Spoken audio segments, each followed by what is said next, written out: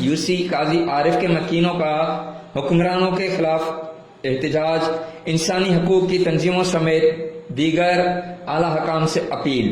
गांव नूर मोहम्मद जसकानी यूसी काजी आरिफ के मकीन फोटो खान जसकानी, रहीम बख्श जसकानी, शाहिद जसकानी, अकबर जसकानी ने आज़ाद प्रेस क्लब मेहड़ पर सख्त एहतजाज करते हुए सहाफ़ियों को बताया कि हमारे पास अब तक हुकूमत या एनजीओज़ का कोई भी नुमाइंदा पूछने तक नहीं आया।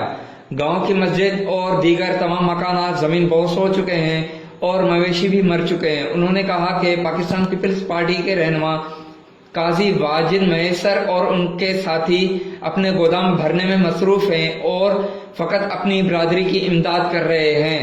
हम उनके वोटर्स हैं, फिर भी हमसे सौतेली माँ जैसा सलूक किया जा रहा है। उन्होंने कहा कि अब तक घर घर सर्वे वाली टीम भी नहीं पहुंची।